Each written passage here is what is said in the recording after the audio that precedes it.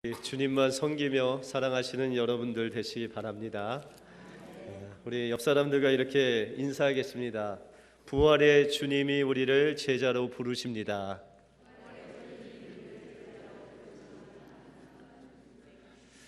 오늘 예배에 참석하신 여러분들, 주님께서 제자로 부르신 줄 믿습니다. 그 주님의 부르심에 응답하시는 여러분들의 삶이 되시길 바랍니다.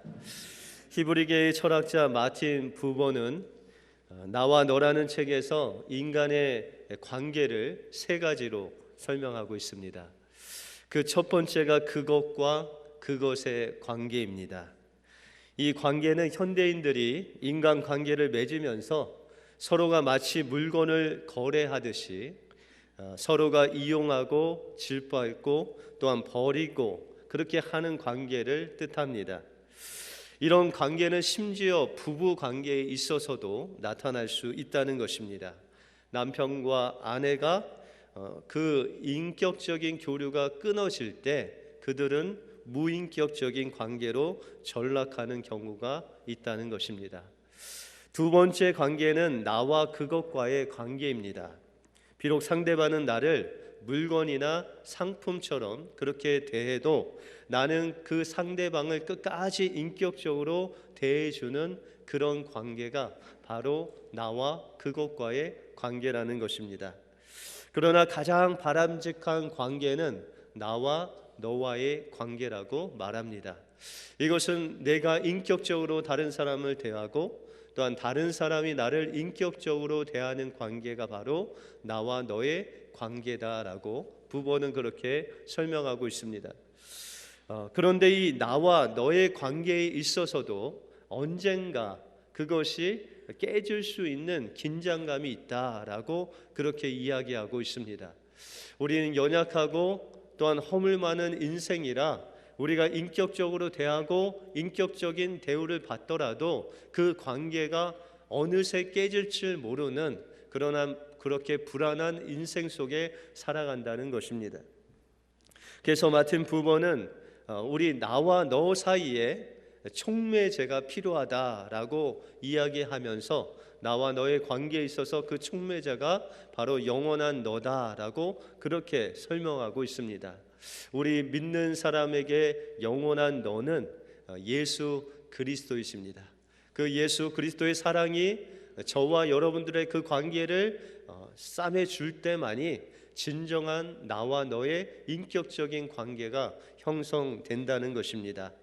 이 주님의 사랑끈 때문에 베드로는 그를 찾아온 예수님 앞에 다시금 사랑의 고백을 통해서 예수님의 제자로 제기하는 그 베드로의 모습을 볼 수 있습니다. 그러면 어떻게 실패하고 좌절해 있던 그 베드로가 예수님과 사랑의 관계를 맺고 예수님의 부르심 앞에 다시 따를 수 있는지, 또한 우리는 예수님이 찾아오셔서 우리를 부르시는 그 사랑의 부르심에 응답할 수 있는지 오늘 본문을 통해서 살펴보겠습니다.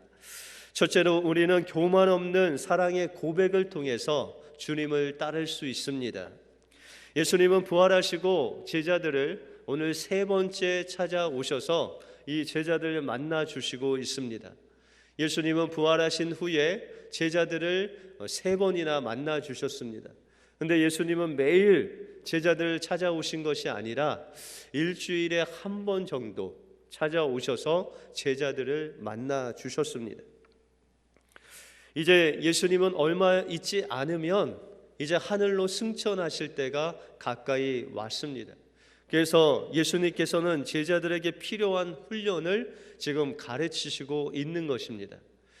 때로는 매일 가서 제자들에게 가르쳐 주시기를 원하시나 이제는 예수님이 안 계실 것을 제자들이 알게 하시고 제자들이 예수님이 없을 때에도 예수님을 의지하고 또한 예수님을 따를 수 있도록 훈련하시는 그 예수님의 모습을 볼 수 있다는 것입니다. 성경에서 교만이라는 것은 내 자신을 의지하고 하나님을 의지하지 않는 것, 그것을 교만이다라고 이야기하고 있습니다. 베드로가 예수님을 세 번이나 부인한 그 사건은 바로 베드로의 교만을 드러내는 그런 사건이었습니다. 다시 말해서 베드로는 예수님을 3번씩이나 부인하지만 그는 그 마음속에 내가 예수님을 끝까지 따라갈 수 있다, 나의 힘으로 예수님을 끝까지 따라갈 수 있는 능력이 자기 안에 있는 줄 알았습니다. 요한복음 13장에 보시면 예수님은 제자들에게 나타나셔서 예수님께서 조금만 있으면 내가 아버지께로 갈 것이다 라고 말씀하셨습니다. 그러나 이 베드로는 예수님이 무엇을 말씀하시는지 잘 몰랐습니다. 예수님은 십자가의 고난을 통해서 죽음을 이야기하셨지만 베드로는 예수님이 말씀하시는 것이 무엇인지 깨닫지 못했습니다. 그래서 베드로는 예수님께 예수님 어디로 가신다는 말씀입니까? 내가 예수님, 다른 사람은 다 예수님을 버려도 저는 예수님을 끝까지 따르겠습니다. 그렇게 말씀하는 것이었습니다. 베드로는 자신의 힘으로 예수님을 따라갈 수 있다는 그 교만함이 그 속에 있었다는 것입니다. 베드로는 다른 사람의 어떤 사람보다도 예수님을 사랑한다는 그런 마음이 있었다는 것입니다. 그러나 예수님은 이 베드로의 잘못된 마음을 즉시 반응하십니다. 베드로야, 내가 닭이 울기 전에 나를 3번 부인하리라 라고 그렇게 말씀하시는 것이었습니다. 베드로는 이 말을 깊이 생각지 아니했습니다. 왜냐하면 이 베드로 마음속에는 예수님을 누구보다도 사랑할 수 있는 그 사랑이 있다고 믿고 있었기 때문입니다. 또한 내가 죽을지언정 예수님을 끝까지 따라가겠다는 그 열정이 베드로 마음속에 있는 줄 알았습니다. 그러나 그 뜨거운 열정은 얼마 가지 못해서 무너졌습니다. 그가 예수님, 그토록 사랑하던 예수님을 그것도 여종 앞에서 3번이나 부인한 것입니다. 주님을 향한 그의 인간적인 사랑과 열정이 한순간에 무너져 내렸다는 것입니다. 예수님은 이렇게 좌절하고 실패한 베드로에게 나타나셔서 베드로야, 내가 이 사람들보다 나를 더 사랑하느냐라고 묻고 계시는 것입니다. 베드로는 예수님의 이 질문을 받았을 때 주님, 제가 이 모든 사람은 예수님을 다 버릴지라도 내가 주님을 따라가게 하겠습니다, 그렇게 고백했는데 이제 실패의 자리에서 예수님이 말씀하시는 이 사람들보다 정말 내가 나를 사랑하느냐라고 물으실 때 베드로의 마음이 아팠습니다. 그리고 그 예수님께 고백하기를 주님이 내가 주님을 사랑하는 줄 아십니다. 전에 같았으면 주님, 제가 이 사람들보다 더 주님 사랑하잖아요, 그렇게 이야기할 텐데 이제 그의 마음속에 있는 내가 무엇을 할 수 있다, 내가 예수님을 누구보다도 사랑할 수 있다는 그 마음을 내려놓고 겸손히 주님께 그 대답을 돌리는 베드로의 모습이 바로 교만 없는 그 사랑을 가지고 겸손하게 나가는 그 베드로의 모습이라는 것입니다. 주님은 이 베드로의 고백을 통해서 이 베드로에게 말씀하시기를 그래, 그러면 내 어린 양을 먹이라 라고 그렇게 말씀하고 있습니다. 예수님이 이제 승천하시고 하늘나라로 가시면은 베드로가 할 일이 바로 예수님께서 이 땅에 하신 양들을 돌보는 그런 일이었습니다. 그런데 이 어린 양을 먹이는 그 사역은 예수님을 교만 없이 내가 무엇인가 할 수 있다는 그 교만을 내려놓고 오직 주님만 사랑하는 그 사랑을 통해서 그 어린 양을 먹일 수 있다는 것입니다. 교회에서도 우리 선생님들이 있습니다. 아이들을 가르치는 그런 일들을 하는 교사가 있습니다. 그런데 이 선생님들이 아이들을 그냥 가르치는 것이 아니라 첫 번째 그들이 가져야 할 마음이 주님을 향한 사랑입니다. 그 아이들을 내가 내 힘으로 무엇인가 가르치겠다라는 마음이 아닌 내가 주님을 사랑하는 그 마음이 있으면 그 아이들을 돌볼 수 있다는 것입니다. 교회에서도 가장 연약한 형제, 가장 연약한 자매를 돌보기 위해서는 우리 마음속에 어떤 마음이 있어야 되냐면 주님을 사랑하는 마음이 있어야 됩니다. 내가 무엇인가 할 수 있다는 그 마음을 내려놓고 주님이 그 십자가에서 주신 그 사랑이 우리 마음속에 있으면 우리 주위에 있는 그 연약한 인생들을 위해서 기도할 수 있고 사랑할 수 있는 그 시작이 바로 예수님을 사랑하는 그 마음으로부터 시작된다는 것입니다. 내가 내 힘으로 주님을 사랑할 수 있다라는 그 교만의 마음을 내려놓고 오직 주님만을 의지하고 주님만을 사랑하심으로 주님께서 여러분들에게 주신 그 사명을 감당하시는 우리 은혜교회 모든 성도님들이 되시길 바랍니다. 둘째로 우리는 조건 없는 사랑의 고백을 통해서 주님을 따를 수 있습니다. 두 번째, 주님께서는 베드로에게 내가 나를 사랑하느냐라고 묻습니다. 첫 번째 질문은 내가 이 사람들보다 나를 더 사랑하느냐 비교 질문이었다면, 이제는 두 번째 질문은 내가 베드로 자신이 예수님을 인격적으로 사랑하느냐라고 물으시는 것입니다. 마틴 부모가 이야기한 것 같이 너는 나와 너와의 관계로서 나를 사랑할 수 있느냐라고 물으시는 질문입니다. 여러분들은 어떤 예수님을 사랑하십니까? 우리에게 좋은 것을 주시는 예수님을 사랑하십니까? 아니면 여러분들 가정에 복을 주시는 그런 예수님을 사랑하십니까? 근데 예수님께서 여러분들 사랑하실 때 조건 없이 사랑하셨습니다. 여러분들이 예수님을 사랑하거나 안 사랑하거나, 여러분들이 예수님께 무엇인가 드리거나 안 드리거나, 예수님은 그런 모든 조건을 초월하셔서 우리를 그냥 한없이 사랑해 주셨다는 것입니다. 예수님의 이 질문 앞에 베드로는 예수님 앞에 고백합니다. 예수님, 내가 주님을 사랑하는 것을 주님이 아십니다. 다시 말해서 베드로는 예수님 앞에 고백하기를, 예수님, 제가 아무것도 없을지라도 주님을 따르는 조건 없는 사랑으로 주님을 사랑합니다 라고 고백하고 있다는 것입니다. 베드로의 고백은 주님이 천국에서 높은 자리를 주시지 않을지라도 내가 주님을 사랑합니다. 이 땅에서 오래 살게 아니하실지라도 내가 주님을 사랑합니다. 주님, 나에게 어떤 기적이나 병 고치는 그 기적을 보여주시지 않을지라도 내가 주님을 그냥 사랑하겠습니다 라고 고백하고 있습니다. 주님이 그냥 옆에 있기만 하시면, 내가 주님 생각만 하더라도, 내가 주님께서 십자가에서 그 죽으신 것을 바라보기만 해도 저는 그것으로 주님 만족합니다 라고 베드로는 고백하고 있다는 것입니다. 그때 주님은 베드로에게 말씀하시기를, 베드로야, 그러면 내 양을 치라 라고 그렇게 말씀하고 있습니다. 여러분들, 양을 치는 것, 저도 양은 쳐보지 않았지만 그리 쉽지 않을 것 같습니다. 어떤 양은 무리를 이탈해서 자기 멋대로 다른 길을 가는 그런 양도 있을 수 있고, 어떤 양은 다른 짐승에게 물려서 다리를 절면서 피를 흘리는 그런 양들이 있을 수 있고, 어떤 양들은 앞에 양이 잘 안 가서 그냥 그 머리로 뒤어 박는 그런 양도 있고, 어떤 양은 잘못 먹어서 그냥 배가 아파서 뒹굴는 그런 양도 있을 수 있다는 것입니다. 여러분들, 예수님의 제자도 이 양들과 동일했습니다. 어떤 제자는 예수님이 물 위로 거르는 그 예수님을 보고, 예수님, 저도 물 위로 좀 걷게 해주세요.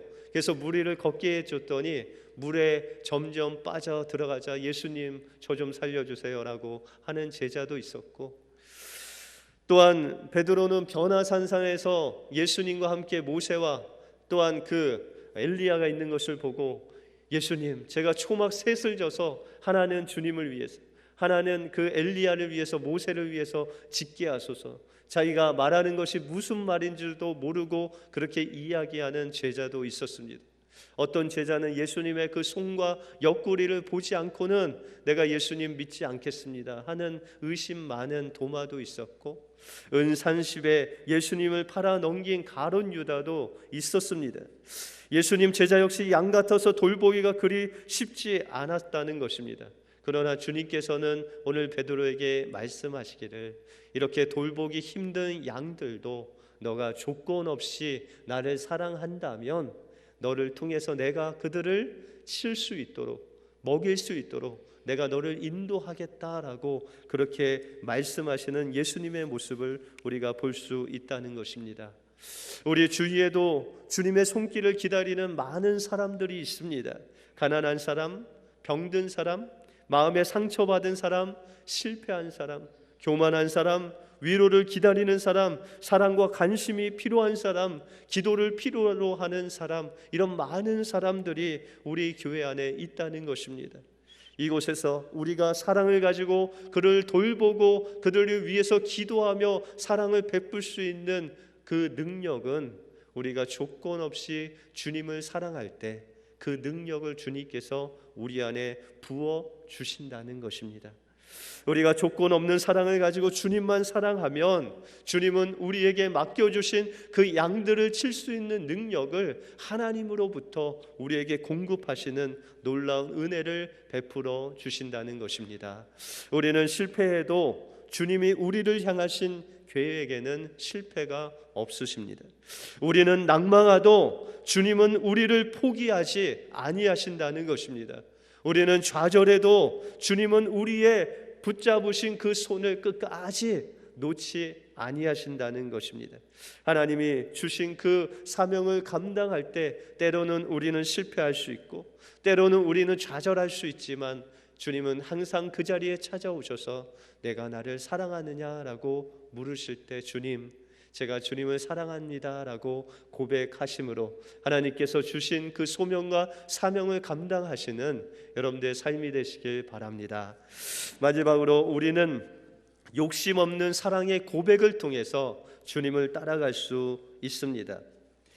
욕심이라는 단어를 우리 한자로 보면 바랄 욕자에 마음 심자를 써서 무엇인가 바라는 마음이 바로 이 욕심입니다. 그런데 이 욕심이라고 하면 어떤 다른 사람을 위한 그런 바라는 마음보다는 내 안에 있는 무엇인가 바라는 마음이 바로 이 욕심을 낳는다는 것입니다. 근데 이 베드로는 예수님께서 세 번째 질문을 하실 때 베드로야 내가 나를 사랑하느냐라고 그렇게 물으실 때 베드로는 이 세 번이나 물으시는 예수님 앞에 성경에 보시면 근심을 했다라고 말씀하고 있습니다. 우리가 영어 성경에 보시면 베드로가 주님의 질문에 아파했다라고 그렇게 말씀하고 있습니다. 그가 예수님이 사랑하냐고 세 번이나 물었을 때 그는 세 번이나 예수님을 부인한 생각이 들었을 때 그 마음속에 근심이 있었습니다. 그 마음속에 아픔이 있었습니다.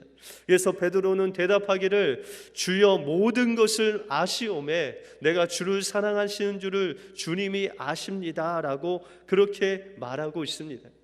예수님은 이 베드로에게 말할 때 베드로는 신기하게도 그런 고백을 한 것입니다. 예수님이 나에게 그렇게 질문하시니 내 마음이 아픕니다. 내 마음에 근심이 있습니다. 뭐라 말할 줄을 모르겠습니다. 그런데 이 마음까지도 내가 아파하고 내가 근심하고 주님을 향해서 미안하는 이 마음까지도 주님이 아시오니 이 마음까지도 주님 받아주시옵소서라고 고백하는 베드로의 모습을 볼 수 있다는 것입니다. 다시 말해서 베드로는 자신이 그 아파하는 마음까지도 자기에게 속한 욕심이라고 주님 앞에 고백하면서 하나님 이 마음까지도 주님 받아달라고 고백하고 있다는 것입니다. 여러분들은 요즘 어떤 고민을 하십니까? 건강을 놓고 고민하십니까? 아니면 자녀를 놓고 고민하십니까? 아니면 사업장을 놓고 여러분들 고민하십니까? 아니면 다른 사람들이 아파서 또 아파하고 있습니까? 여러분들은 어떤 근심과 또 아픔이 있으십니까? 그런데 주님께서는 오늘 베드로를 통해서 우리에게 말씀하시기를 그 아픔조차도 너희 것이면 주님 앞에 내려놓으라 라고 말씀하고 있습니다. 너희가 자녀를 위해서 사업장을 위해서 또한 다른 사람들을 위해서 근심하고 아파하는 그것이 주님의 것이 아닌 나로부터 나왔다면 그것까지도 주님 앞에 내려놓으라 라고 그렇게 말씀하십니다. 그렇게 우리의 모든 것까지 하나님 내려놓고 우리의 모든 것을 아시는 주님, 나를 인도하여 달라고 했을 때 주님께서는 우리를 주님께서 주신 그 사명의 자리로 인도해 주신다는 것입니다. 하얀 눈이 수북히 쌓인 어느 추운 겨울날, 강원도 깊은 산골짜기를 찾은 두 사람이 있었습니다. 한 사람은 나이 많은 미국인이었고 한 사람은 젊은 청년이었습니다. 깊은 눈 속을 헤쳐나가며 한참 골짜기를 더듬어 간 그 두 사람은 마침내 한 무덤 앞에 섰습니다. 나이가 많은 미국인이 한국 청년에게 그렇게 말했습니다. 이곳이 내 어머니가 묻힌 곳이란다. 그리고 27년 전의 이야기를 그 청년에게 해주었습니다. 6.25 한국 전쟁 때 치열한 전투 중에 이 강원도 깊은 골짜기로 후퇴를 하고 있었는데 어디선가 아기의 울음소리가 들렸다고 합니다. 그래서 그곳에 뛰어가서 그 덮인 눈을 다 헤치고 보니 그 안에 아이가 울고 있었습니다. 그런데 놀란 것은 그 엄마가 옷을 하나도 입지 않고 그 아이를 끼어 안은 채 죽어 있었다는 것입니다. 피난을 가던 그 어머니가 눈이 너무 많이 와서 그 골짜기에서 고립되어 있을 때 그 아이를 살리기 위해서 자신의 옷을 다 벗어서 그 아이에게 입히고 그를 끼어 안고 그는 죽고 그 아이는 살아서 울고 있었다는 것입니다. 그 모습에 너무 감격한 나머지 이 미국 군사가 그 아이를 미국으로 데리고 가서 자기의 아들과 같이 키웠습니다. 그 아이가 바로 이 자리에 서 있게 된 청년이었습니다. 이 이야기를 들은 청년은 눈이 수북히 쌓인 그 무덤 앞에 무릎을 꿇고 어느새 청년의 볼엔 뜨거운 눈물이 흘렀습니다. 그리고 청년은 자리에서 일어나서 자신이 입고 있는 그 옷을 하나씩 다 벗어 알몸이 되었습니다. 그리고 청년은 무덤 위에 쌓인 그 눈을 두 손으로 다 치운 다음에 마치 어머니의 무덤을 자기 옷으로 입히는 것 같이 자신의 그 옷으로 무덤에 하나씩 덮기 시작했습니다. 그리고 그 청년은 무덤에 쓰러져서 통곡합니다. 어머니, 그날 얼마나 추우셨어요. 은혜로운 나의 어머니 그립습니다. 자랑스럽습니다. 아니, 거룩하고 성스럽습니다. 보고 싶은 어머니, 꿈속에라도 한 번이라도 만날 수 있었다면 이라고 청년은 그 어머니의 사랑을 생각하며 한없이 울었습니다. 예수님도 십자가 가실 때 그의 옷을 군병들에게 하나씩 제비 뽑혀 다 이르셨습니다. 알몸으로 십자가에 죽으실 때 그의 물과 피를 다 쏟으시고 우리를 살리시기 위해서 그토록 절규하며 부르짖으셨습니다. 그리고 부활하신 예수님께서 실패하고 좌절한 제자들에게 나타나셔서 내가 나를 사랑하느냐라고 물으시고 계십니다. 이 집사야, 내가 나를 사랑하느냐? 이 권사야, 내가 나를 사랑하느냐? 이 장로야, 내가 나를 사랑하느냐라고 물으시고 계시다는 것입니다. 우리는 이 주님의 십자가 사랑 앞에, 이 부활의 사랑 앞에 주님 모든 것을 아시오니 내가 주님을 사랑합니다라고 고백해야 되는 것입니다. 아무 조건 없이, 아무 교만한 마음 없이, 아무런 욕심 없이 주님을 사랑한다고 고백하며 나갈 때 어느새 그 사랑을 통해서 주님은 주님의 귀한 제자로 우리를 세워 주실 것입니다. 그 주님만 사랑하심으로 주님의 귀한 제자가 되시는 여러분들의 삶이 되시길 바랍니다. 기도하겠습니다. 하나님 감사합니다. 오늘도 살아계셔서 우리와 함께해 주실 뿐만 아니라 그 십자가에서 그 알몸으로 우리의 모든 죄를 씻기시기 위해서 물과 피를 흘려 우리를 감싸 안으시는 그 예수님의 사랑에 너무나도 감사합니다. 주님께서 부활하신 후에 오늘도 이 자리에 찾아오셔서 우리에게 물으시기를 내가 나를 사랑하느냐라고 물으실 때 주님, 저는 주님을 사랑할 수 없지만 주님, 사랑합니다 고백하는 우리 은혜교회 모든 식구들 될 수 있도록 인도하여 주시옵소서. 그리하여 우리가 조건 없이 교만하지 않고 욕심 부리지 않고 주님 사랑하며 따라가다 보면 어느새 주님이 우리를 주님의 귀한 제자로 세워주실 것을 믿고 주님 사랑하는 우리가 되게 하여 주시옵소서. 모든 것 주님께 감사드리오며 예수 그리스도 이름으로 기도하옵나이다. 아멘.